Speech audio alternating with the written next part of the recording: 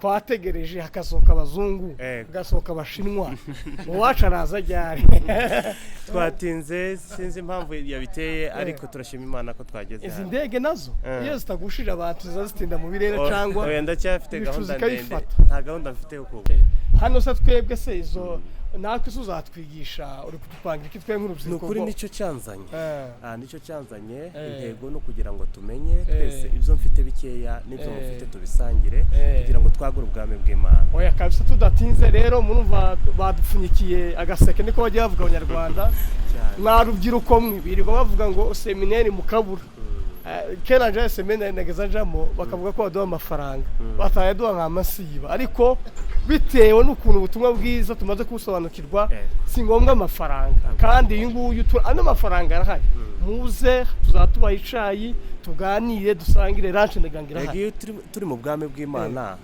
ni mu gihugu ibindi byose babi ibindi byose bibiri ngo mubanze mushaka ubwami bw'Imana ibindi byose ni accessoire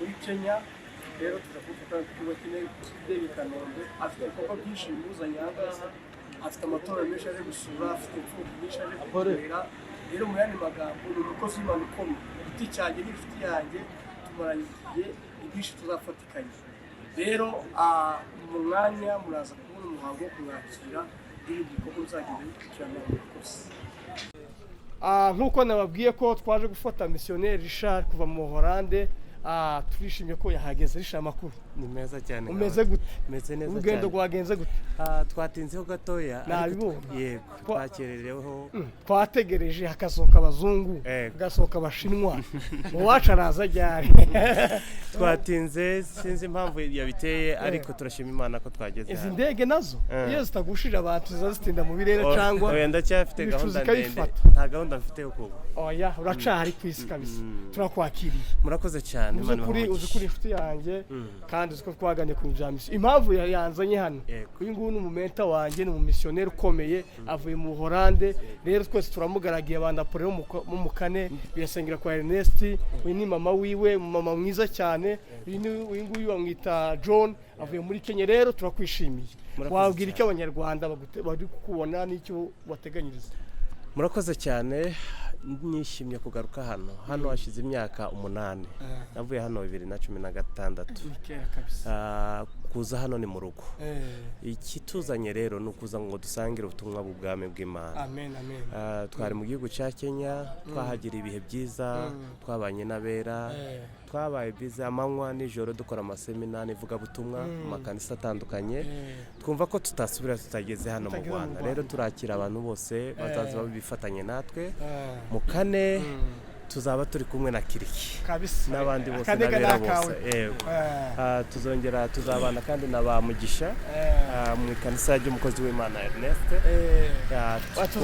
Ernest ni umukozi w'Imana dukunda twese kabisa tuzabana na promises ni mugoroba nazo kuwa gatanu ni ibintu ni byinshi ntabwo navuga ngo aha tuzagera ahantu henshi none se muri Kenya na ya matore wasuye na ku itariki 11 nibwo nageze muri Kenya 12 kugeza kuri 14 ni ukuvuga ngo kuwa gatanu kugeza ku cyumweru nari mu ikanisa rya Zion Temple ya Kasarani.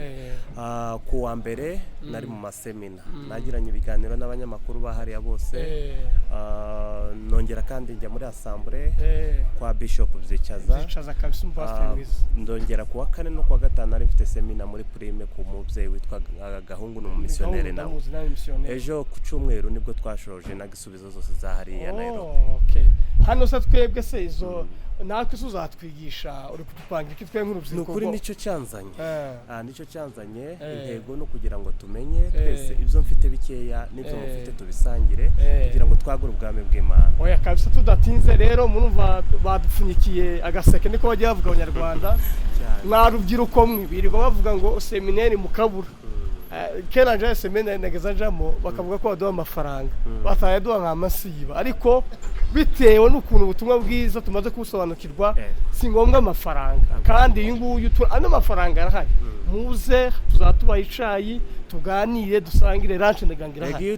Turi mu bwami bw'Imana ni mu gihugu, ibindi byose babi ibindi byose bibiri babo mubanza mushaka ubwami bw'Imana, ibindi byose ni accessoire. Ngo nubona igihugu ukaba muri position y'ubutware cyangwa autorité y'icyo gihugu, ibindi byose biri mu gihugu uragira access. Wowe urakira gute missionnaire? Murakoze cyane missionnaire, namwakiriye cyane kubw'umwihariko ni umuvandimwe ndamwishimiye cyane, niyo wandeze iri uruhinja imyaka 20 irarangiye. So missionnaire tugwaye kaze ikintu cyose ushaka hano mu Rwanda ewanda tuzakugeza kabisa mukane, tugwaye kaze wisange udutatu tubiri aho uzashaka kugera hose tuzakugeza. Imana ibaha umugisha, tuguhaye welcome. Imana yo mu ijuru igumugisha. Imana nishimiye kuri uyu muhungu sinamumenye akiri mu yarakuze mama urishimye umeze gute? Ndishimye cyane, ndanezerewe, ni igihe kirekire tutabonana, none umutima wanje urishimye cyane, ndanezerewe. Sister wino hano akino nzo ikwe kuri mama wawe ni uzi nibwo ntabonyemo usko mama wawe neza uzikara mu misi umukecuru si umuntu nuko bwangwino. Sister wawe nazo tubwira mu umeze gute? Meze neza, numva umeze gute? meze neza. Tubwire vuga cyane ube sharp, umukuru wawe yashitse. Turishimye kubona brother ageze hano mu Rwanda. Aje kugushingira se? Oya, aje mu murimo w'Imana. Nyabuna dutubwira kantu natwe nigiga mutegura mu Rwanda nakaye kantu mutegura. Turamwereka ibintu byiza byose bitatse u Rwanda. Uzomujana ku ngagi cyane. Rero turarangije abakozi b'Imana. Turashimira Franco, turashimira Wacu Filimi, turashimira Himbaza, Umuhanyi TV, amacana yose mu by'ukuri babagira umuntu ukomeye. Rero rimwe na rimwe abantu ntibumve ibyo bakora ariko ibi butumwa bugera kure. Rero abanyarwandakazi ubwoko bwose bukurikiye media mujye mutugira inama, turacyari batoya twifuza gukora mu buryo bw'umwuka.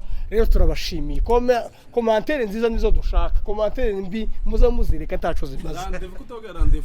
Rendez-vous ni kuwa kane, wenda turacagana programme tuyivuge neza ariko kuwa kane azaba ari umuvuga utumwa kuwa kane no kuwa gatanu kwa Ernest n'ahandi no muri True Promises.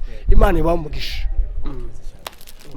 Mureki Imana yitwa Imana, ijambo yavuze